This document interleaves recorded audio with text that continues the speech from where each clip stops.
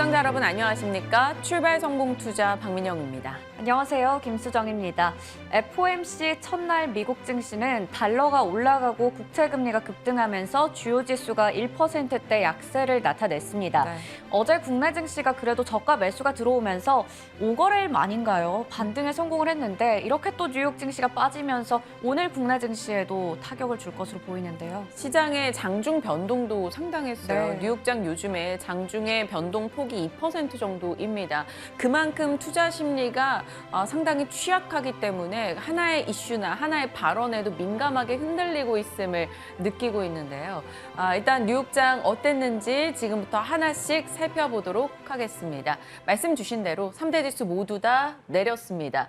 시장은 계속된 반복인 것 같아요. 긴축 우려, 금리 상승, 달러 강세, 그리고 그로 인한 변동의 확대가 계속해서 나타나고 있습니다. 금리가 빠르게 올라가고 경기 위축 신호가 빠르게 나오면서 또 빠른 자산 가치의 하락이 일어나고 있죠. 요즘 F 공포에 시달릴 것 같은 느낌이에요. 페드, 페드워치, 페덱스 그리고 포드입니다. 계속해서 경기 침체를 야기할 만한 이슈들이 기업들이 내놓고 있는 상황이죠. 페덱스에 이어서 또 다른 기업이 이런 얘기를 한다면 3분기 좋지 않겠는데? 실적 걱정되는데? 이런 게 형성이 되는 겁니다. 포드 측에서 일단은 자동차 부품이 부족해서 미완성 차량이 4만에서 4만 5천 대가 발생했고 우리는 추가 비용이 1조 이상 들 것 같다라고 이야기를 했습니다. 그러면서 포드가 12%나 급락하며 시장의 심리에 영향을 줬죠. 경기 침체 이슈가 계속 장악을 하고 있는 거고요. 일각에서는 FOMC 내용 우리 이제 다 대략 알지 않아? 그리고 52주 신저가 종목이 이렇게 많은데 단기 랠리 정도는 기대할 수 있어라는 시각도 나오고 있습니다. 계속해서 어느 정도 희망의 포인트를 찾는 움직임인 거죠. 자, 들려왔던 소식들 점검을 합니다. 일단 어제 오후에 이 소식 듣고 많은 분들이 놀라셨더라고요. 독일의 생산자 물가지수, 시장의 예상을 너무나도 크게 웃돌았습니다. 1949년 통계를 내기 시작한 이래 최대 폭을 기록했다라고 하네요. 결국엔 천연가스 가격이 209%나 지난해 대비 증가한 영향을 고스란히 받은 거고요. 반면에 캐나다 쪽은 일전에 100bp를 미리 올려놨기 때문일까요? 조금은 CPI가 잡혀가는 모습이 나타났습니다. 결국에는 유럽권과 그렇지 않은 곳의 차이를 본다면 에너지 자립도의 영향이지 않을까 시장은 해석하고 있습니다. 자, 이렇게 물가에 한번 놀라고 스웨덴의 100bp에도 놀랐는데요. 스웨덴 중앙은행이 100bp 인상을 했습니다. 그리고 11월 내년도 계획도 내놨고요. 이 때문에 시장은 조금 더 움찔하며 장 출발할 때부터 타격을 받는 듯 했죠. 로버트 실러 교수가 이번에 있을 FOMC에서도 100bp 올릴 수 있어라고 얘기하기도 했습니다. 이 정도 멘트는 놀랍지도 않아요. 시장에서는 어느덧 100bp 가능성도 인지를 하고 있고요. 75bp는 완전히 받아들였습니다. 오늘 아침 페드워치를 보니까 75bp 확률이 84% 정도 됩니다. 100bp는 16% 정도이고요. 내일 새벽 3시경에 어떻게 나올지 지켜봐야겠죠. 자, 유로는 페리티 또 깨졌고요. 엔화는 약세 기록하면서 달러를 밀어 올렸습니다. 달러 인덱스 110 너머로 다시 한번 올라갔고요. 여기에서 원달러 환율 또 상승세 나타나고 있는데요. 오늘장 타격 어느 정도일지 지켜보시죠. 지금 시장은 연준의 속도보다는 연준의 방향이 언제 꺾일까를 걱정하고 있습니다. 골드만삭스는 2024년에나 기준금리 인하할 걸이라고 얘기를 하며 내년도 경기 침체에 대한 우려를 계속적으로 드러내고 있고요. 이걸 반영하면서 국채금리 시장이 요동을 칩니다. 2년물 통화정책의 거울이라고 볼 수 있는데요. 15년 만에 최고치를 기록했고요. 10년물 같은 경우도 11년 만에 최고치를 기록하며 3.6의 임박 한 채 거래를 마쳤습니다. 거기다가 이번 주는 슈퍼 긴축 위크라고 하죠. 미국, 영국, 스위스, 노르웨이, 터키, 인도네시아 등등등에서 이번에 금리 결정을 하게 될 겁니다. 대다수가 긴축 쪽으로 좀 방향을 잡아갈 거고요. 일본 정도를 제외한다면요. 그렇기 때문에 들려오는 소식들도 저희가 하나씩 전달을 해드리도록 하겠습니다. 자, 일단 흐름을 보시면 대다수가 하락입니다. 그런데 눈에 띄는 게 딱 있죠. 애플입니다. 존재감을 드러내고 있습니다. 애플 같은 경우는 해외 사업이 굉장히 많기 때문에 달러가 강할수록 조금 타격을 받기 마련입니다. 그런데 미국에서는 가격을 유지하면 점유율을 늘리는 정책을 쓰고 있고 해외 시장에서는 강달러니까 가격을 올릴게라는 정책을 쓰고 있습니다. 그것의 기반은 결국 높은 충성도죠. 충성도로 킹달러를 이겨가고 있는 애플. 왜 올랐을까요? 어제 오후경에 들려왔던 소식이죠. 애플의 아이폰에 대해서 이 강달러로 인해 인앱 결제 가격을 올린다라는 소식이 들려왔습니다. 아시아권에서요. 결국에는 강달러로 인한 피해를 이렇게 가격을 올려가면서 상쇄하고 있다라는 거고요. 다음 차기작에는 A11 칩을 탑재하는데 이게 3나노 공정이라 성능이 굉장히 많이 올라간다라고 하네요. 차기작에 대한 기대감도 키웠고요. 출하량 증가 이슈도 있습니다. 그리고 이제 아이폰을 구독 서비스로 쓴다라는 게 연말에 번들 프로그램이라고 준비가 돼 있다라고 하는데요. 그러면 또 지속적인 수익성이 나온다라는 거죠. 결국 애플은 이슈가 되고 그 기반은 충성도에서 계속 사람들이 산다라는 겁니다. 아이폰 관련주, 아이폰 사고 애국하자라는 타이틀로 많이 보여드렸던 부분인데요. 같이 한번 더 체크를 해보시길 바랄게요.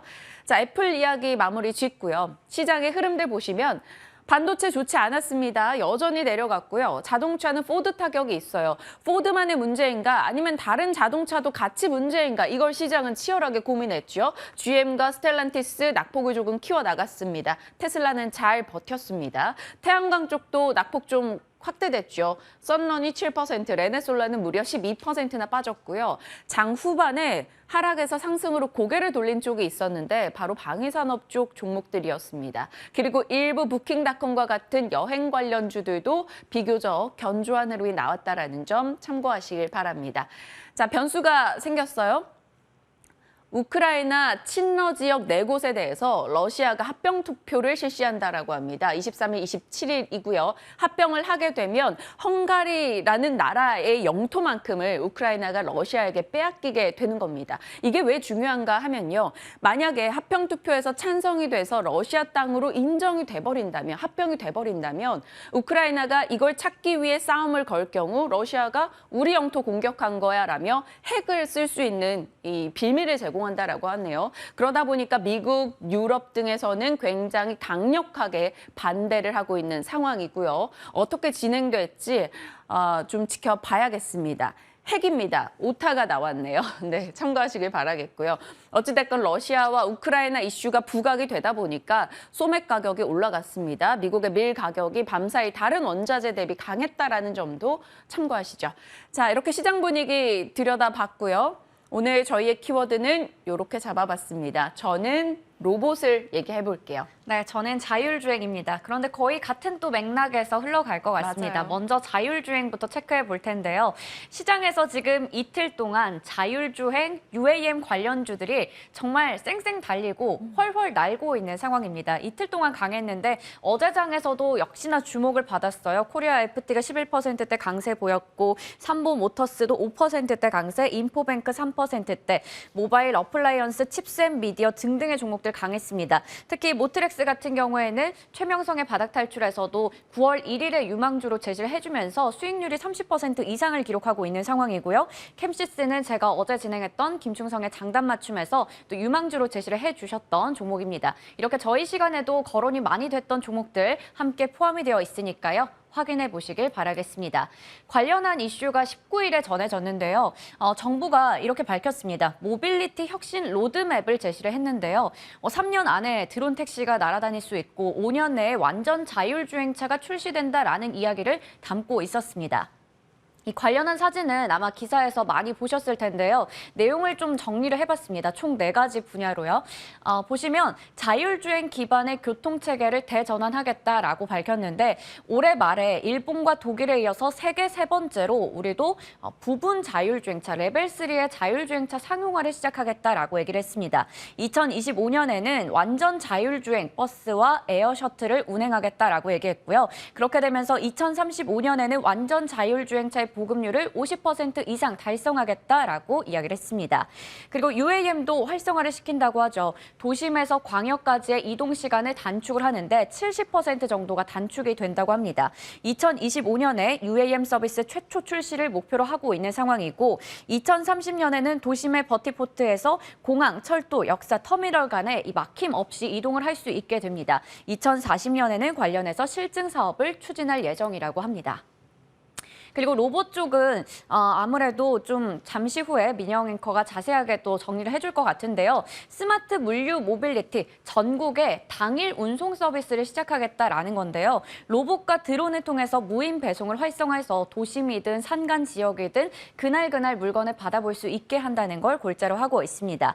관련한 이슈도 체크해 보면 될 것 같고요. 그리고 내년에 모빌리티 특화 도시 개발을 착수하겠다라는 얘기가 나왔어요. 2028년에는 특화 도시에 입주를 하고 2040년에는 미래 모빌리티를 구현하겠다라는 내용을 담고 있었습니다. 그리고 바로 어제는 또 국토부에서 자율주행 관련해서 디지털 맵 포럼을 개최를 했습니다. 관련해서 이야기를 보면 민관이 협력을 한다는 건데 공공기관과 민간기업, 학계 등 총 52개 기관이 참여를 해서 실시간 정밀 도로 지도를 활성화하겠다라는 것을 담고 있었습니다. 현재는 이 정밀 도로 지도의 갱신이 연 단위로 제기가 되고 있었는데 이제 이거를 앞으로 뭐 2주에서 한 달 정도로 단축을 시키고 나중에 봤을 때는 실시간으로 갱신이 될 수 있게 만들겠다라는 것을 담고 있는 내용이었습니다. 결국에는 지금 정부에서 얘기하고 있는 것들이 자율주행이나 UAM, 로봇 쪽으로 이들의 주가 상승을 견인할 수 있는 정책적으로 얘기가 많이 나오고 있는 건데요. 워낙에 또 이야기가 계속 나오면서 이틀 동안 이미 좀 오른 바 있기 때문에 이 자율주행 관련주들 접근 전략 어떻게 하면 좋을지 얘기 나눠보겠고요. 워낙 많은 종목들이 있기 때문에 토픽 종목도 제시 부탁드려 보겠습니다. 참 이런 거 하다 보면은 결국엔 막 LG 이노텍은 애플 쪽도 들어가 있고 자율주행도 그렇죠. 들어가 있고 네. 로봇도 들어가 있고 다 하는데 라는 생각도 문득 들기도 합니다. 궁금해지네요. 자, 로봇으로 이어가 보겠습니다. 어제 또 로봇 관련한 종목들의 선전이 도드라졌습니다. 어제 하나의 이슈가 됐던 것은 이제 배달도 로봇한다. 그래서 뭐 배민 로봇이 등장했다 이런 이슈였는데요. 로봇주들 전반의 흐름이 좋았고요. 부품주인 SPG도 9% 올랐습니다. 두산은 이제 두산 로보틱스 때문에 시장이 그걸 인지했죠. 그래서 두산도 로봇주와 함께 시세를 요즘 내고 있는데 어제 13% 강세, 로보로보, 레인보우 로보틱스까지 줄줄이 올라서는 모습이 나타났습니다. 로봇 얘기는 저 8월 1일부터 지속적으로 반복적으로 전해드리고 있는데요. 또 업데이트된 내용들 보죠. 일단 지금 미국은 온쇼어링, 리쇼어링, 프렌드쇼어링을 하고 있습니다. 온쇼어링은 자국에 짓는 거, 리쇼어링은 나갔던 거 되돌리는 거, 프렌드쇼어링은 동맹국가 손잡고 자국에 짓는 거 이렇게 생각하시면 될 텐데 이 4대 리쇼어링 섹터가 반도체, 배터리, 바이오, 전략 광물 쪽 입니다. 이 리쇼어링을 미국이 강력하게 하고 있는데 결국에는 이 과정에서 로봇이 필요하다라는 겁니다. 새로운 설비 시설을 많이 짓고 그 안에 자동화가 들어가기 때문인 거죠. 미국 기업들은 그것을 원하고 있다라고 시장에서는 말하고 있습니다. 그 과정 속에서 로봇주가 더 주목을 받을 것이다라는 게 지금 시장의 논리인데요. 실질적으로 미국에서는 꽤나 정체되어 있었던 로봇 판매, 로봇 주문이 최근 들어서는 꽤나 증가세를 나타내고 있다는 소식까지 들려옵니다. 과거에는 아시아 중심이었는데 이제는 미국과 서방 국가를 중심으로 로봇, 자동화 쪽이 성장할 것이다라는 기대 나오는 거죠. 9월 16일 보여드렸던 내용입니다. 로봇 시장에서 지금 하반기에 기대할 요소가 너무나 많다라는 건데요. 일단 대표적으로 다가오고 있는 테슬라 AI 데이, 이 휴머노이드가 발표될 겁니다. 이 부분에 대한 기대 있고요. 삼성 자산운용 로봇 ETF 출시도 임박하죠. 삼성 자산운용 로봇 ETF, 결국 업계 1위이기 때문에 여기서 내놓으면 다른 곳도 내놓을 것이고 그러면 ETF 자금이 투입될 것이다라는 기대 있습니다. 과거에 어떤 섹터 ETF가 생겨났을 경우에 그 직전까지 강한 수급 움직임이 있었고 그 이후에 출시되고 나면 조금 떨어졌다가 다시 올라갔었다라는 것을 보여드렸던 바가 있죠. 그래서 이미 수급적인 움직임이 로봇 섹터에는 돌고 있는 게 아니냐라고 시장은 말하고 있습니다. 수급적인 요소가 어제 수급을 보면 외국인과 기관이 꽤나 많이 로봇주들을 사들였던 게 보이기도 했습니다. 일단 삼성 자산운용 가칭입니다만 로봇 테마 ETF 여기에 편입 된다라는 기업들입니다. 작은 기업들도 있고요. 삼성전자나 LG이노텍, 현대모비스, 기아 이렇게 큰 기업들도 들어가 있는 만큼 한번 주의 깊게 살피시길 바랍니다. 다음 이슈는 테슬라 AI 데이요. 휴머노이드 로봇을 공개할 거야 라고 작년에 얘기를 했고요. 그리고 이번 9월 30일에 공개할 것으로 예정이 되어 있습니다. 이 휴머노이드 로봇 같은 경우는 거의 사람과 같은 거잖아요. 그러다 보니까 관절이 다 들어갑니다. 관절이 들어가게 되면 그 40개 관절 속에 40개 모터와 40개 감속기가 들어간다라는 거죠. 그렇다면 시장에서 왜 SPG를 주목했는지 우리가 알 수 있는 겁니다. 감속기 쪽은 로봇 시장, 특히나 휴머노이드 로봇으로 갈수록 좀 더 클 수밖에 없는데요. 원가 비중도 높고요. 로봇 용도 비중이 상당히 크다라고 합니다. 그리고 무엇보다 중요한 건 감속기가 수익성이 가장 높은 부품이라고 합니다. 이 감속기 같은 경우는 사실 일본 업체들이 거의 주력으로 하고 있었거든요.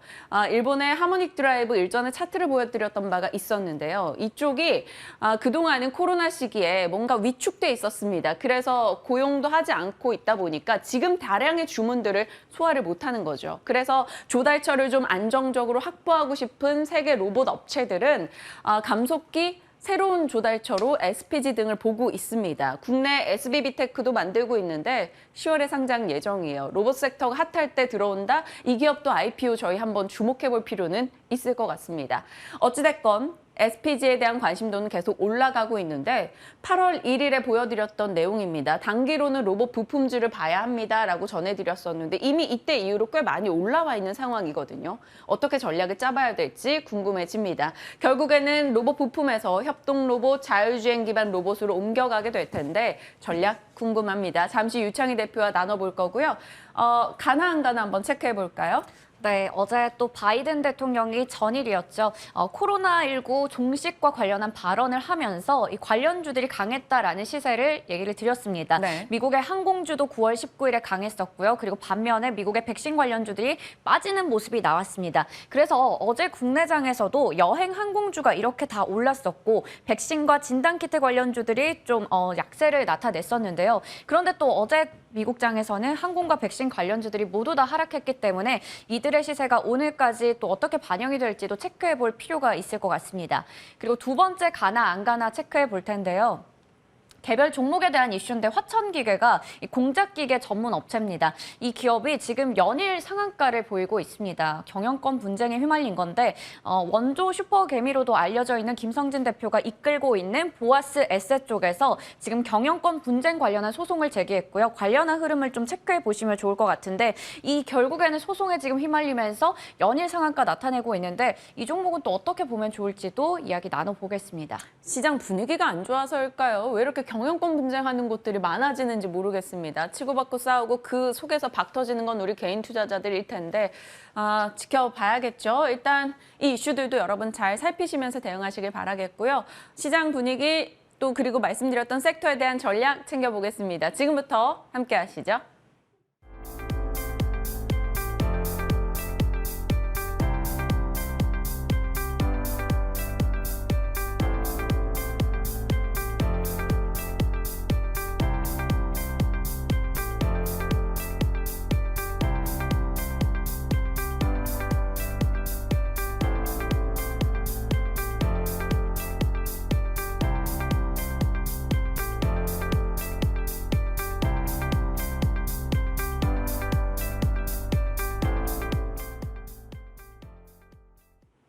빨리 지나갔으면 좋겠어요. 내일이 FOMC 결과 보고 시장이 받아들이는 해석을 좀 저희가 나눴으면 좋겠습니다. 네. 불확실성을 덜어내고 싶은데요. 유창희 대표님과 전략 챙겨봅니다. 어서 오세요. 안녕하십니까. 네, 일단 FOMC 첫날은 시장은 또 국채금리 급등, 달러 강세, 우리가 알고 있는 그 내용들에 좀 타격을 받은 모습이었는데요.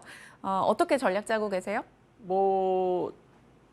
저는 결국에는 오르지 않을까. 그러니까 무슨 결국에 오른다는 뜻이 무슨 얘기냐면 0.75가 됐든 1%가 됐든 지금은 0.75로 거의 확정적인 것 같은데 0.75가 되면 좀 안도레리가 좀 나올 수 있다는 생각하고 있지만 그러면서 한 번 더 출렁거릴 수 있다 생각하고 있어요.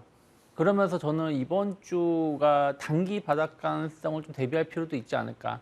물론 안 좋은 지표들은 여러 개가 있습니다만은 그런 안 좋은 지표들이 있다라면은 벌써부터 하락을 했어야 된다 생각하고 있거든요. 근데 좀 시장이 좀 억지스럽지만 미국 증시가 좀 버텨주고 있어요. 아니, 어저께 하락했는데 뭐가 버텨주고 있냐라고 생각하실 수도 있겠습니다만은 최근 3, 4일 보시면 저점을 크게 이탈하고 있지 않아요. 계속해서 한 나스닥 기준, 나스닥 100 기준으로 치면은 11,900 정도 선에 밀리며 조금씩 저가 매수가 조금씩 들어오는 게 있고. 장 후반에 낙폭 줄이잖아요. 네, S&P 500도 마찬가지예요. 물론 이 장 후반에 줄인 게 별로 썩 좋은 건 아니에요. 억지스러운 예를 들어서 테슬라 그리고 애플 이 두 개 종목만 목덜미를 잡고서는 주가를 네. 좌지우지하는 거니까. 근데 제가 말씀드리고 싶은 거는 만약 시장을 이렇게 버릴 거였으면 굳이 FOMC 기다릴 필요가 있을까? 뭐 그런 생각도 하고 있습니다. 그래서 일단은 불확실성 해소가 될 것이고 제일 중요한 건 물가인 것 같아요. 어저께도 미국 증시, 유럽 증시가 갑자기 흔들렸었던 것은 독일의 그 물가 지표가 나오면서 흔들렸던 거거든요. 그래서 그런 부분들이 FOMC가 어떤 시각을 갖고 있는지, 파월이 어떤 발언을 하는지를 좀 보면은 단기적으로 그게 뭐 5%가 될지 뭐 3%가 될지 모르겠습니다만 어쨌든 단기 반등에 대한 어떤 시그널이 나올 수 있지 않을까 판단하고 있기 때문에 일단은 저는 흔들림이 있더라도 크게 흔들리기보다는 뭐 제한된 하락 그러면서 다음 주부터는 좀 반등세가 좀 더 이어질 수 있지 않을까 생각하고 있습니다.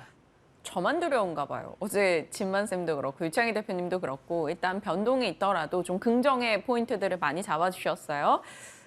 말씀대로 진행이 되게 좀 바라보겠습니다. 자, 다음 섹터 이슈로 들어갈게요. 어제 시장에서는 뭐 내내 자율주행 관련한 이슈들이 부각이 됐습니다. 요즘 들어서 뭐 로봇이나 자율주행 관련한 뉴스도 끊임없이 나오고 네. 있는데요. 한동안 폐배터리 뉴스만 막 쏟아졌던 거랑 좀 비슷한 느낌입니다. 자율주행 관련해서는 어떤 종목 보고 계신지요? 뭐 국토부가 세 번째로 레벨 3 부분 자율주행을 좀 허용하겠다라는 얘기가 좀 나왔고요.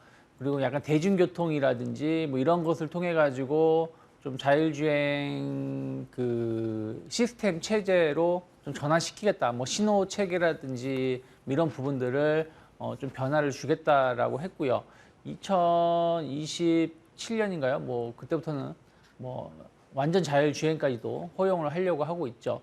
뭐 뉴스를 보니까 운전을 하는데 1시간 거리인데 영어 공부를 하고 있다 뭐 이런 뭐 이렇게 미래에 뭐 미래는 아니겠습니다만 가까이 다가올 미래에 대해서 어떤 그런 얘기가 좀 나왔었는데 뭐 그 전에도 계속 있었던 이슈가 아닌가 생각하고 있고요. 또 하나는 이제 UAM 뭐 드론 택시 같은 거 이런 부분들을 시범 서비스를 하겠다. 한 2025년 정도 부터 진행을 하겠다라고 좀 했습니다. 뭐 저는 계속해서 이런 시장은 확대될 수밖에 없다 판단을 좀 하고 있습니다. 최근에 많이 안정성 혹은 정확성도 좋아진 것 같아요. 뭐 최근에 나오는 차량들 보시면 도시에서 거의 부분 자율주행으로 운전을 한다고 했을 때 핸들을 잡고 있더라도 좀 짧게 잡고 뭐 집중해서 잡고 있기보다는 보조해주는 정도 선에서 잡고 있거나 아니면 고속도로 같은 경우는 정말로 뭐 차선 유지라든지 뭐 이런 부분들도 잘 나오고 있는 것 같습니다. 그래서 이런 시장에 대한 어떤 관심은 계속 높아질 수밖에 없는데 종목을 좀 봤을 때는 처참해요. 네.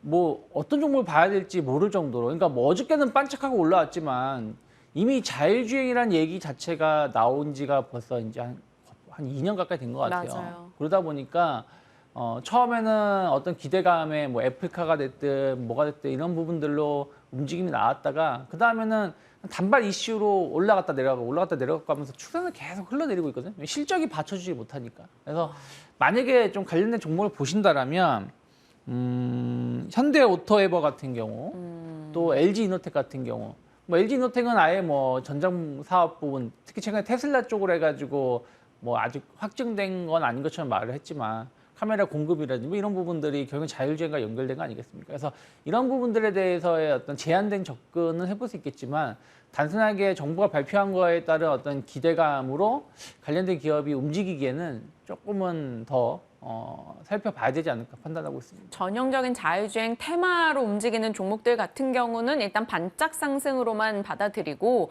현대오토에버나 LG노텍과 같이 본업이 좀 잘 되고 있는 업체들에서 이쪽을 좀 같이 엮여 있는 종목들은 한번 지켜보자라는 포인트입니다.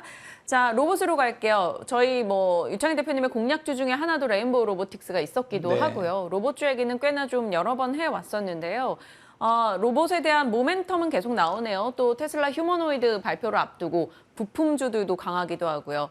로봇 지금 전략을 어찌 쓸까요? 보유자라면. 저는 조금 더 갖고 있는 게 맞지 않을까 생각을 좀 하고 있어요. 그러니까 우리가 로봇이란 얘기 테마가 나온 지가 좀 됐죠. 좀 됐는데 그래도 아직 신선한 테마예요. 처음에는 삼성하고 LG가 약간 실생활 서비스 쪽으로 해가지고 로봇 시장에 조금 투자를 하겠다 얘기로 시작을 했었고, 그 다음에 이제 현대차가 20 몇 년 만에 국내 공장을 짓겠다. 그러면 또 이제 자동화 시스템 이런 부분들이 또 주목을 받으면서 로봇 관련된 종목이 주목을 받았고, 또 삼성전자가 평택인가요? 뭐 그쪽에다 공장을 지을 예정인데 거의 뭐 100% 무인화 공정 시스템을 만들겠다 하면서 또 주목을 받았고요. 또 지금 주목을 받는 건 이제 미국이라는 것이죠. 뭐 울며 겨자 먹기로 미국에다 공장을 지었긴 해야 되는데 제일 걱정되는 건 그거죠. 미국 공장에 미국에다 공장을 짓지만 가격 경쟁력이 있을 수 있을까? 네. 제일 중요한 많은 것을 하고 있는 게 아직까지도 인건비거든요. 그럼 그 인건비를 대체할 수 있는 건 로봇이 아닐까 좀 주목을 받고 있습니다. 그래서 또 다시 한번 로봇 관련된 종목분들이 좀 주목을 받고 있는 것 같아요. 그래서 뭐 산업별로 그게 로봇 시장이 계속해서 성장을 좀 해나가고 있고, 네. 뭐 무인 점포라든지 딜리버리 이런 시장에 대한 어떤 잠재적인 수요는 상당히 많이 있고요.